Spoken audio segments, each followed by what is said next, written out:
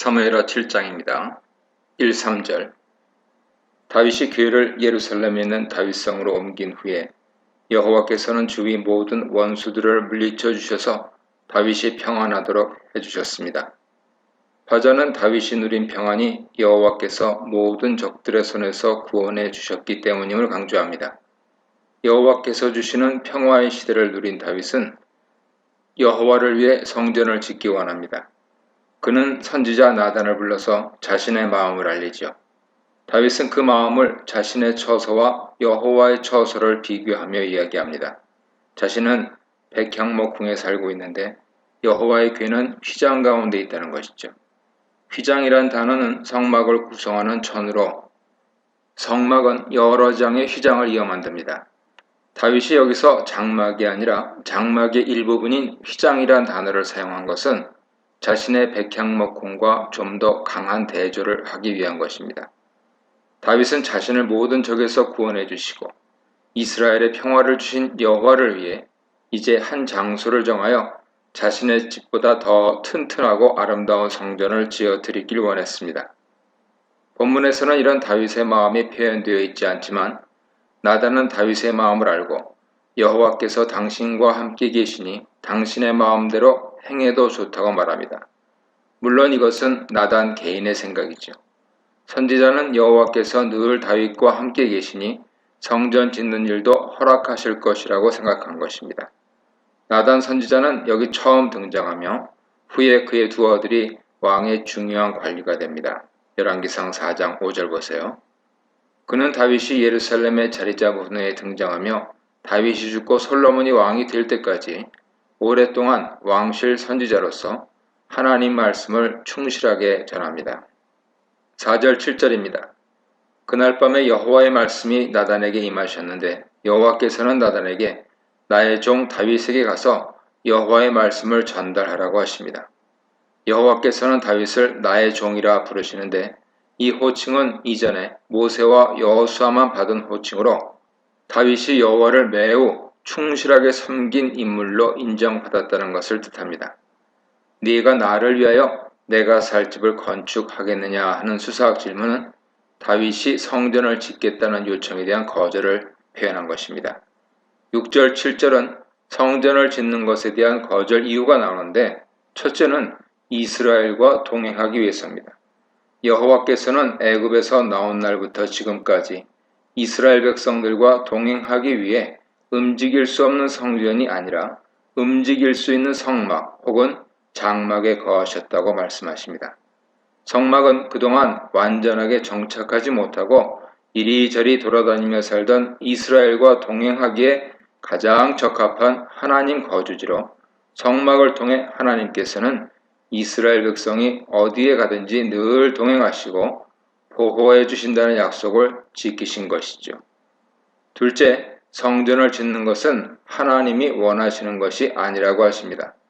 하나님은 그동안 이스라엘이 간 모든 곳에 동행하셨지만 한 번도 백향목 성전을 지으라고 말씀하신 적이 없으셨습니다.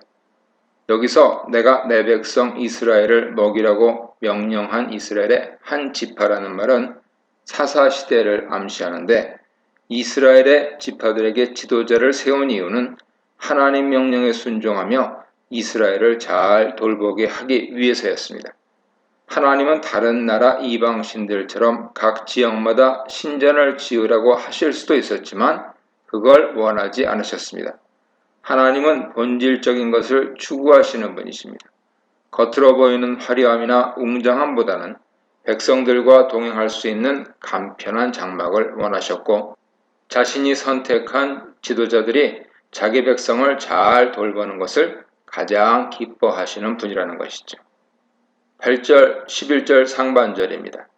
하나님께서는 성전을 짓겠다는 다윗 제안은 거절하셨지만 하나님을 생각하는 진실한 마음은 기쁘게 받으셨습니다.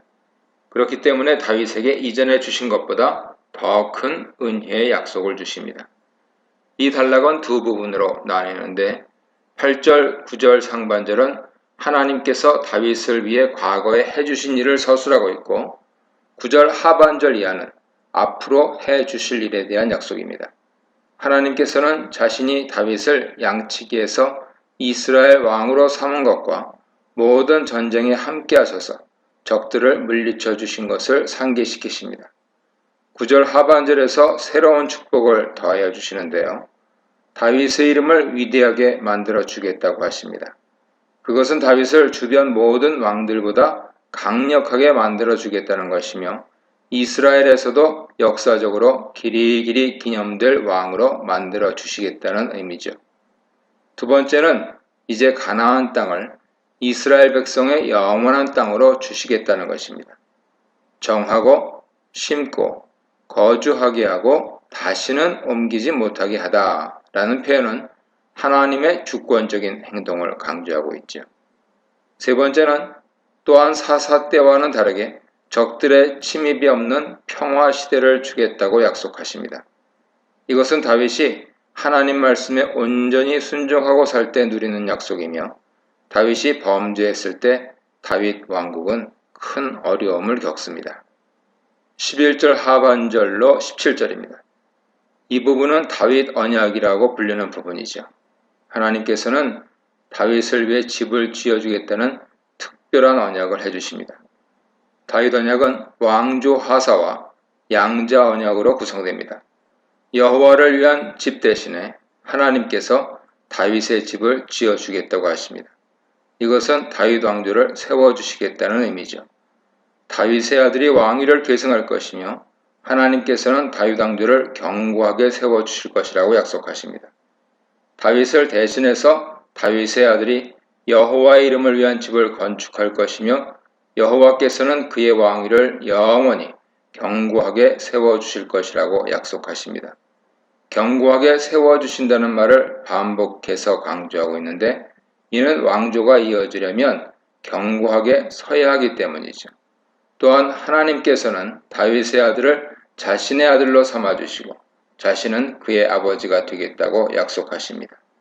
이제 이스라엘의 왕은 하나님의 양자로 여호와의 종, 즉 여호와의 백성보다 더욱 친밀한 관계로 들어서게 되며 이것은 만군의 여호와의 절대적인 지지와 보호를 받게 된다는 뜻입니다. 이 본문에서 가장 많이 사용된 단어는 영원히입니다. 다윗 왕조를 영원히 세워주고 보존해 주시겠다는 말을 3번이나 반복하시죠. 이것은 사울 집과 대조를 보여주기 위한 것으로 사울 집에서 은혜를 거둔 것처럼 다윗 집에서는 은혜를 거두지 않을 것을 약속하신 것입니다. 다만 한 가지 조건을 두는데 왕이 범죄할 경우는 사람의 매와 인생의 채찍으로 징계하겠다고 하십니다. 여기서 사람의 매와 인생의 채찍은 평행법으로 동일한 의미를 비슷한 말로 반복 표현한 것이죠. 이것은 아버지가 사랑하는 아들을 위해 죄에 대해서 징계하는 것을 의미합니다.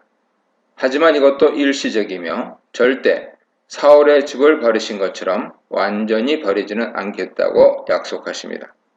그러므로 다윗 언약은 왕조를 주시겠다는 언약이며 양자 언약으로 또한 영원한 언약입니다. 사실 사울도 이런 약속을 받을 뻔했습니다. 사무엘상 13장 13절에서 사무엘은 사울에게 여호와의 말씀에 순종하였다면 여호와께서 왕의 나라를 영원히 세우셨을 것이라고 말합니다. 사울은 여호와의 말씀에 불순종하여 왕조를 세우지 못했습니다. 하지만 다윗은 여호와의 말씀에 순종하였기에 영원한 왕조를 하사받은 것입니다. 다윗의 언약은 구약의 마지막 부분으로 가면 이스라엘이 멸망함으로 희미해집니다. 하지만 이 약속은 신약 시대에 다윗 후손으로 오신 예수 그리스도를 통해 다시 살아났고 성취되었습니다.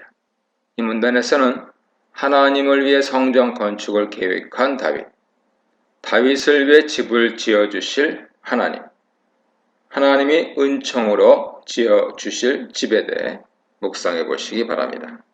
18절 상반절입니다. 다윗은 나단을 통해서 하나님께서 자신과 자신 가문에게 주신 큰 은혜의 언약을 듣게 된 후 여호와 앞에 들어가 앉습니다. 여호와 앞이라는 것은 다윗성 휘장 안에 놓여 있는 여호와의 궤 앞입니다. 다윗은 여호와께서 주신 언약의 말씀에 감사하며 여호와의 궤 앞에서 기도하였습니다. 18절 하반절 21절입니다. 다윗은 하나님 앞에서 제일 먼저 감사합니다.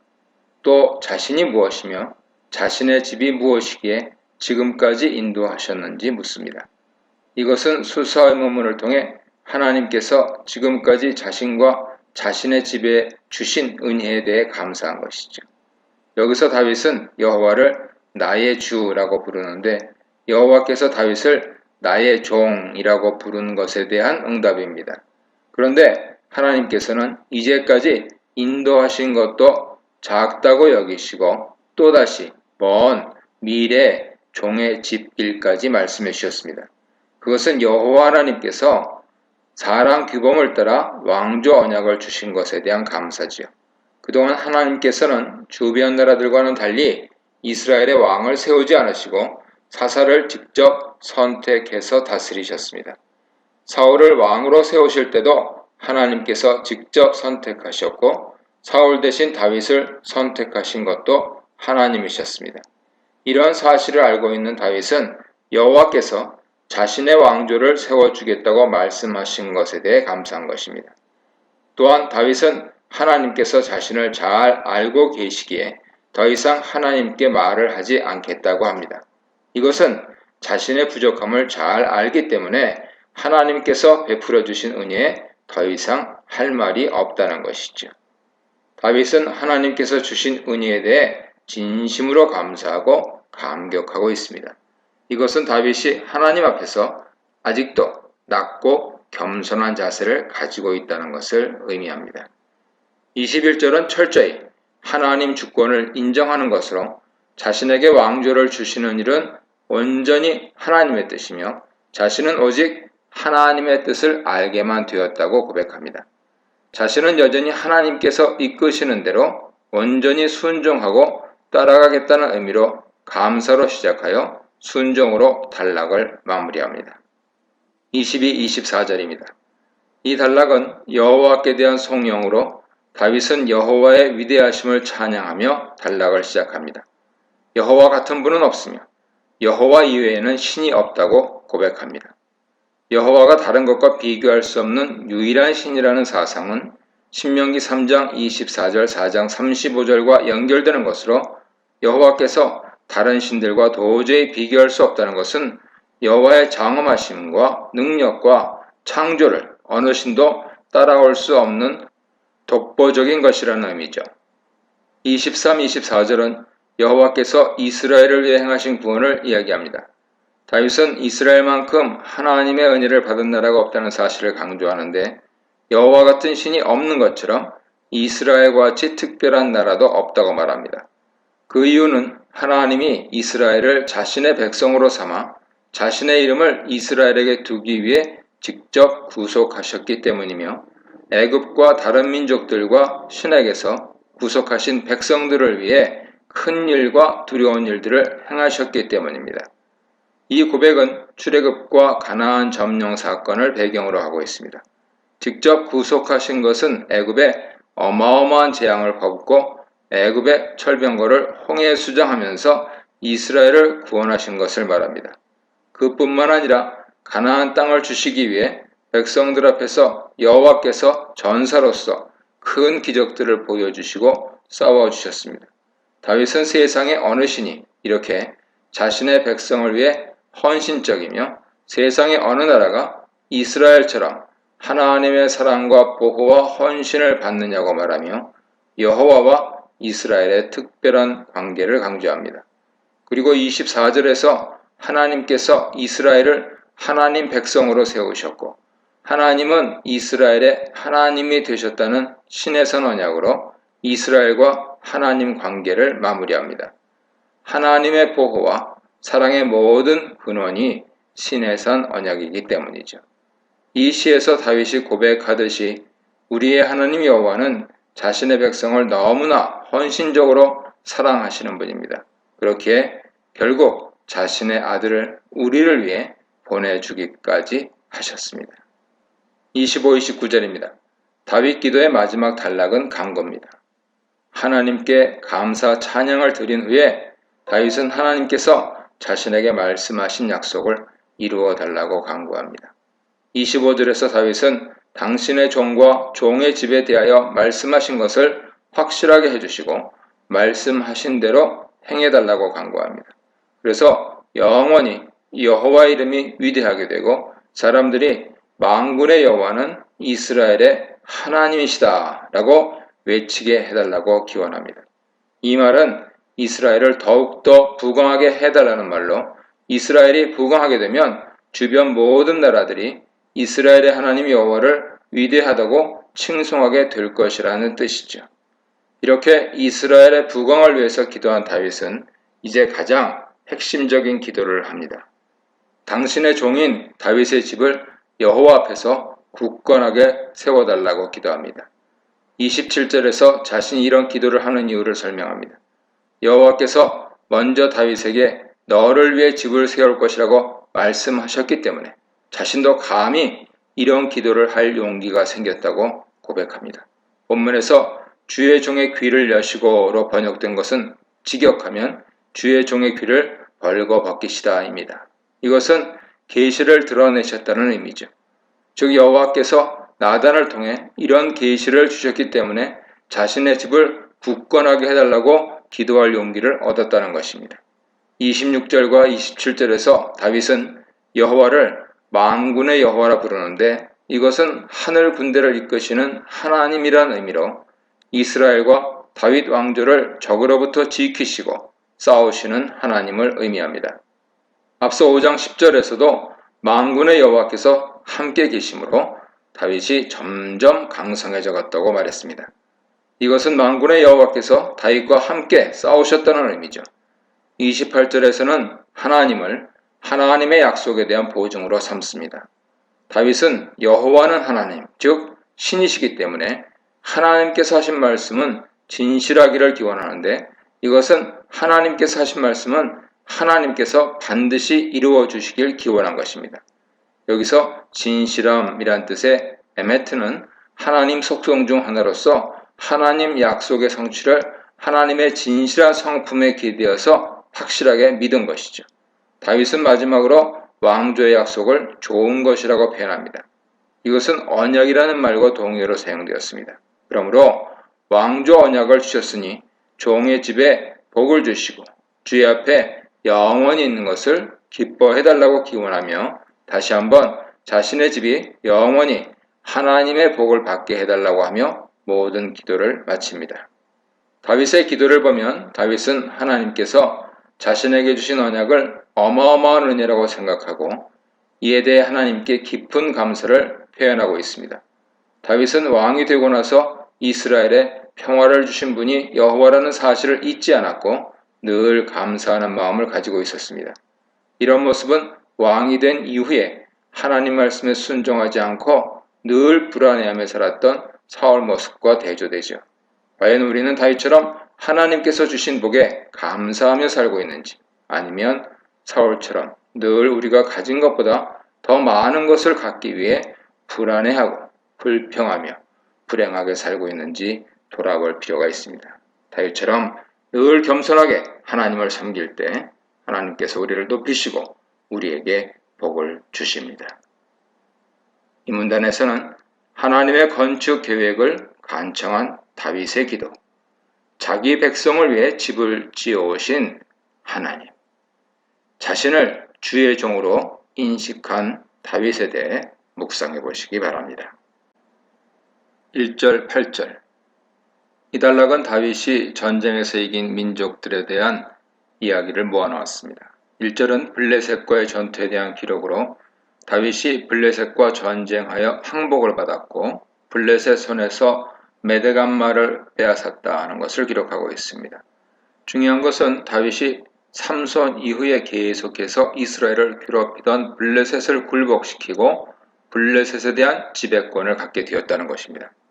2절은 다윗이 모압을 점령한 기록입니다. 다윗은 증조할머니 룻이 모압 사람인 관계로 자신의 부모를 모압 왕에게 부탁할 만큼 관계가 좋았습니다. 사무엘상 22장 보세요. 그런데 다윗이 왕권을 잡고 난 이후 어느 시기부터 관계가 변한 것 같습니다. 여기서는 다윗이 모압을 점령한 후에 전쟁 포로를 처리한 방법을 언급하고 있습니다. 다윗은 땅에 두 줄을 그어놓고 두 줄 사이에 들어가는 사람은 살려주고 두 줄을 넘어가는 사람은 죽이는데, 이것을 대부분 학자들은 3분의 2를 죽이고 나머지 3분의 1을 남기기 위한 방법이라 해석하고 있습니다. 다윗이 모압 포로들을 죽인 이유는 당시 관습적으로 전쟁 포로는 노예로 삼았는데요. 아직 이스라엘 경제 규모가 포로로 잡은 남자들을 이스라엘 노예로 부릴 만큼 성장하지 못했기 때문으로 봅니다. 전부 살려주자니 이스라엘을 위협하는 적이 될 가능성이 높고, 전부 노예로 부리자니 쓰기에도 숫자가 너무 많아서 3분의 1만 남겨두고 모두 죽여 인구수를 줄임으로써 이스라엘을 침입할 수 없도록 만들고 그 후에 모압 사람들을 살려서 돌려보냈다 하는 것을 해석하는 것이죠. 대신에 다윗은 이들에게서 조공을 받기 시작하는데, 이때부터 모압은 이스라엘 속국이 되었습니다. 3절 8절은 아람과의 전쟁에 대한 이야기입니다. 르홉의 아들 소바왕 하다데셀이 유브라데강 유역에 대한 지배력을 회복하기 위해 전쟁을 시작했습니다. 하다데셀은 헬몬산 남쪽 끝에 있는 벳르홉 출신으로 시리아의 강력한 정치연맹 지도자로 추정되며, 소바는 레바논 맞은편 동쪽 다메섹과 하마 사이에 위치하고 있었습니다. 하다데셀이 북쪽으로 전쟁을 하러 간 사이 다윗이 소바를 공격하였고, 제대로 방어하지 못한 하닷에셀은 전쟁에서 지게 됩니다. 여기서 다윗은 마병 1700명과 보병 2만 명을 사로잡는 큰 승리를 거둡니다. 다윗이 사로잡은 엄청난 숫자의 군인들은 하닷에셀의 군사력이 매우 강했음을 알려줍니다. 다윗은 병거 100대 말만 남기고 나머지 말에 힘줄을 끊는데, 이것은 병마를 많이 두지 말라는 신명기 17장 16절에 순종한 것으로 다윗은 자신의 군대에 많은 병거와 말을 두지 않았습니다. 말의 힘줄을 끊는 것은 말이 달리지 못하게 하여서 더 이상 군사적인 용도로 사용되지 못하게 하기 위한 것으로 고대사회에서 많이 사용한 방법입니다. 병거와 말은 고대사회에서 가장 중요하고 강력한 무기인데요. 이것들을 사용하지 못하게 만든 것은 전쟁이 사람 손에 있는 것이 아니라 이스라엘의 진정한 왕이신 하나님 손에 있다는 것을 확실하게 믿었기 때문입니다. 다윗의 승리 소식에 소바와 주정 관계에 있던 다메섹의 아람 사람들이 하다데셀을 돕기 위해 소바로 왔지만, 다윗은 오히려 아람 사람 2만 2천 명을 죽이는 엄청난 승리를 거두게 됩니다. 결국 다윗은 다메섹 아람의 수비대를 두어 다메섹을 자신의 속국으로 삼고 아람 사람들이 이스라엘의 조공을 바치도록 했습니다. 이렇게 다윗은 하나님의 명령에 순종하여 당시 가장 강력한 무기인 병거들을 자신의 손으로 없앴지만, 여호와께서 그와 함께 하시며 구원해 주셨기 때문에 어디를 가든지 이길 수 있었습니다. 다윗에게 가장 강력한 무기는 바로 늘 함께 하시는 여호와이신 것이죠. 화자는 블레셋, 모압, 아람과 승리한 것이 모두 여호와께서 이기게 하셨기 때문이라 결론짓습니다. 다윗은 전쟁에서 승리한 후 금방패와 많은 놋 등 전리품들을 예루살렘으로 가져옵니다. 이 놋들은 후에 솔로몬이 열왕기상 18장에서 놋 바다와 성전 기물들을 만드는 데 사용됩니다. 이렇게 다윗이 많은 전리품들을 예루살렘으로 가져왔다는 것은 이스라엘이 점점 부강한 나라가 되어가고 있다는 것을 의미할 뿐 아니라 하나님께서 다윗과 이스라엘에게 큰 축복을 주셨음을 보여줍니다. 9절 12절입니다.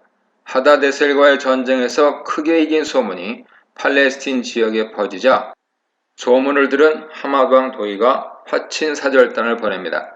하맛은 소바 북쪽에 있는 지역으로 이 두 지역은 적대 관계에 있었습니다. 그런데 다윗이 하닷에셀을 이겼다는 소식에 하맛왕 도이는 많은 선물과 함께 아들 요람을 보내어 화친을 청했던 것이죠. 사람 관계에서 적의 적은 친구라는 공식이 여기서 적용되고 있습니다. 7, 8절에서 요람이 찾아온 것은 하닷에셀을 이겼기 때문이라는 사실을 반복해서 이야기하며 강조하고 있는데, 이것은 이스라엘에 대한 좋은 소식들이 퍼지면서 고대 근동에서 이스라엘의 위상이 점점 높아지고 있다는 사실을 반영합니다.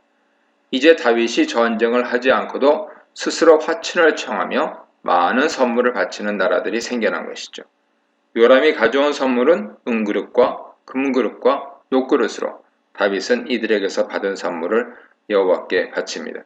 11절과 12절에서는 이것뿐 아니라 그동안 블레셋과 아람과 모압과 암몬 자손들과 아말렉과 하닷 에셀에게서 얻은 전리품들도 여호와께 드렸다고 말합니다. 다윗이 모든 전리품을 여호와께 드렸다는 것은 두 가지 의미가 있습니다. 첫째, 전쟁은 여호와의 손에 있기 때문에 여호와께 전리품을 바치는 것은 하나님의 종으로서 올바른 행동이라는 것입니다. 자신은 여호와의 종으로서 여호와를 대신하여 싸운 존재일 뿐이며 모든 영광은 여호와께서 받으셔야 한다는 것이죠. 둘째, 자신은 여호와를 위한 성전을 지으라는 허락을 받지 못했지만 대신에 성전을 지을 수 있는 물품들을 차곡차곡 준비한 것입니다. 후에 역대기는 다윗을 성전 건축을 준비한 사람으로 평가하는데 이 평가는 다윗이 모든 전리품을 여호와께 드린 것을 근거로 하고 있습니다. 13, 14절입니다. 이 단락은 에돔 정복에 관한 이야기인데요. 소금 골짜기는 사해 남쪽 지역을 가리키는데 에돔 지역에 있습니다. 다윗은 이곳에서 에돔 사람 18,000명을 죽이는 엄청난 전과를 기록했고 이 전쟁으로 인해 주변국에서 큰 명성을 얻습니다. 아마도 이 전투가 매우 크고 유명한 전투였고 그로 인해 다윗의 명성이 팔레스틴 지역에 널리 퍼지게 되었던 것 같습니다. 여기서는 전쟁을 통해 다윗이 명예를 얻은 것을 언급합니다. 14절은 후렴구처럼 6절과 동일하게 에돔이 종이 되었다는 것과 여호와께서 어디를 가든지 구원하셨다고 말합니다. 이것은 다윗이 얻은 명성 또한 여호와의 은혜임을 강조하기 위한 것입니다. 15, 18절입니다. 15절에서 다윗이 이스라엘을 공의와 정의로 다스렸다고 평가합니다. 이는 하나님께서 왕에게 바란 가장 이상적인 덕목으로 왕은 전쟁을 통해 백성을 구원하는 역할도 해야 하지만 지혜로운 재판을 통해 이스라엘의 하나님의 공의와 정의가 실현되도록 해야 하는데 다윗은 그 역할을 충실하게 수행했다고 평가한 것이죠. 6절부터는 다윗 왕국 신하들에 대한 설명입니다. 다윗을 도와 이스라엘을 다스린 인물들에 대한 소개입니다. 먼저 수르야의 아들 요압이 군사령관으로 소개됩니다.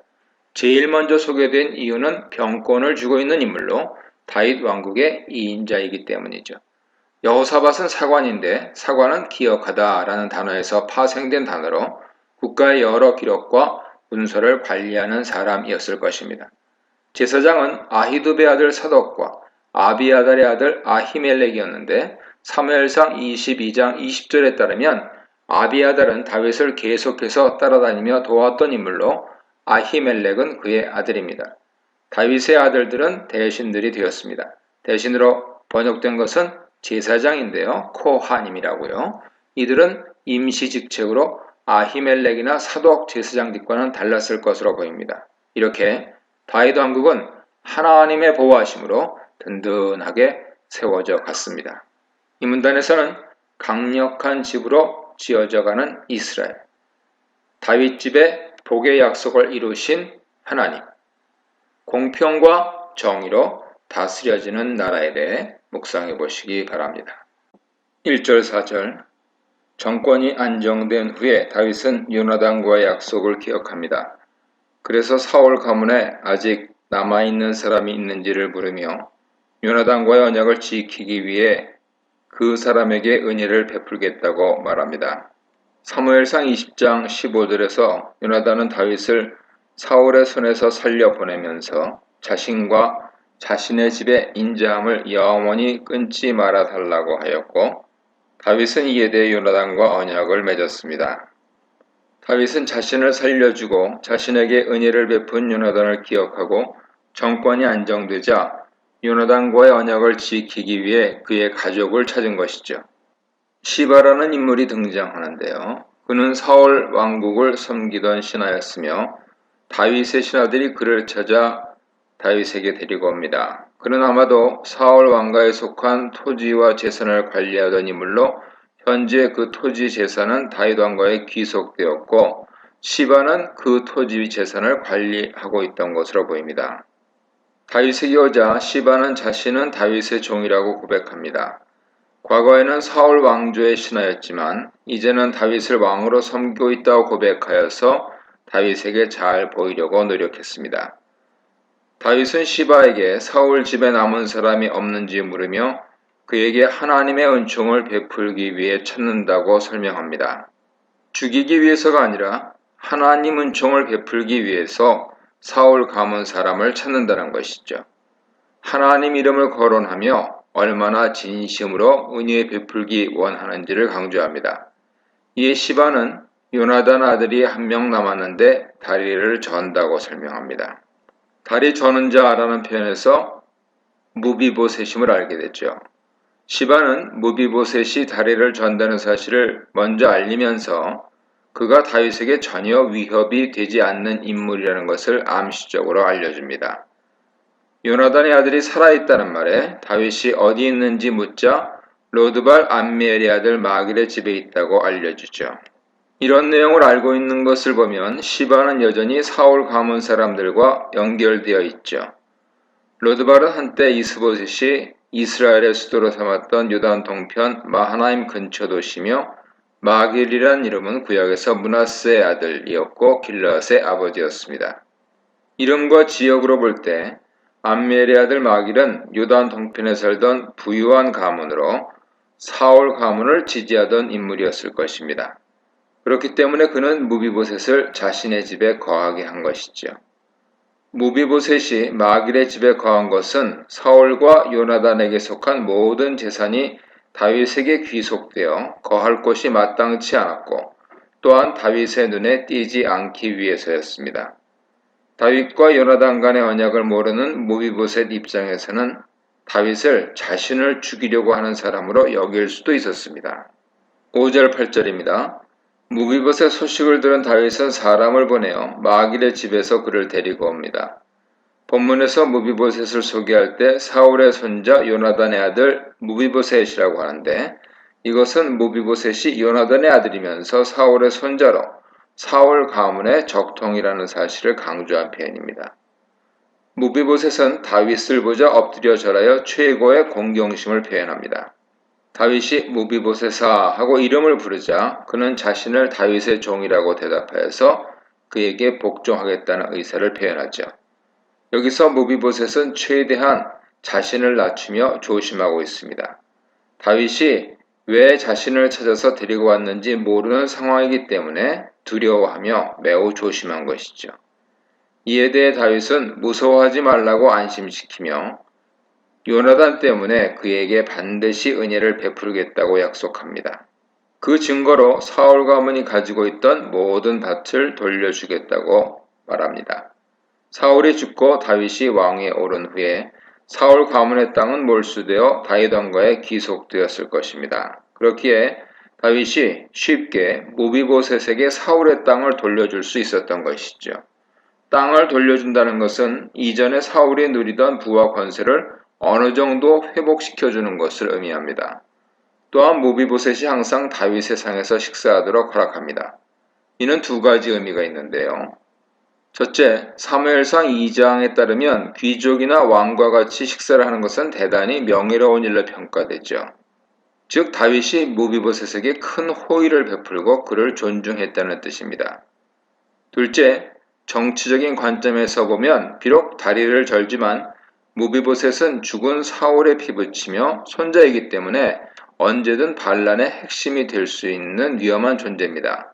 그래서 사울의 땅이 있는 기브아로 보내지 않고 예루살렘 왕국에 머물게 하여서 무비보셋의 동향을 살피기 위한 것일 수도 있습니다. 하지만 9장의 전체적인 분위기를 보면 정치적인 이유보다는 무비보셋에 대한 호의를 보여주기 위한 행동으로 볼 수 있죠. 생각지도 못한 은혜를 받은 무비보셋은 다시 한번 절을 하여 감사하되 자신을 죽은 개에 비유하면서 무가치한 자신을 돌봐준 다윗에게 감사합니다. 죽은 개는 무가치한 것을 상징하는 표현으로서 무비보셋은 아무런 가치도 없는 자신을 선대하는 것에 대해 감격하여서 이렇게 표현한 것이죠. 다윗은 요나단과의 약속을 지키기 위해 무비보셋을 찾았고 약속대로 그를 살려주고 선대했습니다. 요나단과의 언약을 충실하게 이행하여 자신의 목숨을 여러 번 살려주고 자신을 사랑해준 요나단에게 보답했습니다. 9절 13절입니다.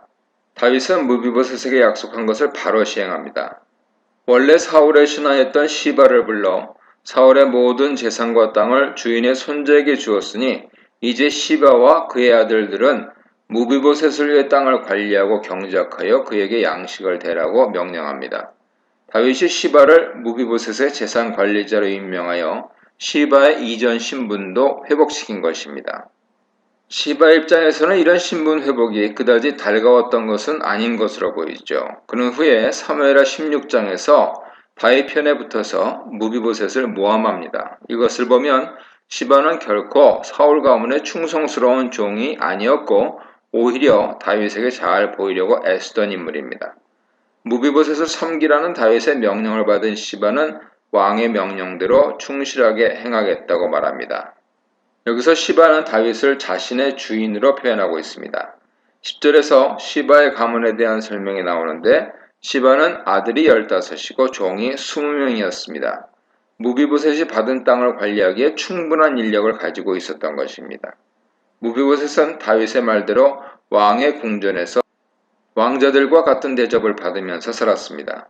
여기서 무비보셋이 다윗의 상에서 식사했다는 것을 11절과 13절에서 반복 얘기하고 있는데요. 이것은 다윗이 약속대로 무비보셋을 선대했음을 강조하는 것입니다. 무비보셋의 어린 아들 미가가 소개되는데요. 다윗이 무비보셋뿐 아니라 요나단의 후손 모두를 선대했음을 말하기 위한 것입니다. 다윗은 요나단과의 언약을 기억하고 요나단의 아들 무비보셋을 선대하여 약속을 지키는 신실한 모습을 보여줍니다.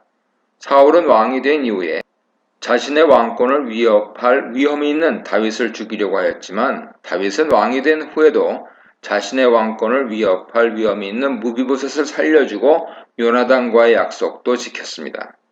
왕이 된 후에도 자신의 왕권을 지켜주는 분은 여호와시라는 것을 잘 알았기에 정적이 될 수 있는 무비보셋을 선대한 것이죠. 요나단은 비록 자신은 죽었지만 무비보셋을 살릴 수 있었고 역대상 8장 35절 이하, 9장 41절 이하를 보면 손자 미가를 통해 많은 자손을 얻고 번성한 가문을 이루게 됩니다. 하나님의 뜻에 순종하여 다윗을 선대한 요나단에게 하나님께서는 자손들을 통해 복을 주신 것이죠. 선을 행한 자들에게 선으로 갚으시는 하나님을 믿는 우리는 당장 눈앞의 이익을 따라 행동할 것이 아니라 손해를 보더라도 하나님께서 원하시는 선한 일들을 해나가야 할 것입니다. 이 문단에서는 사랑의 사랑으로 응답하는 다윗, 사랑을 위한 집요한 추적, 밥상을 공유하는 사랑에 대해 묵상해 보시기 바랍니다.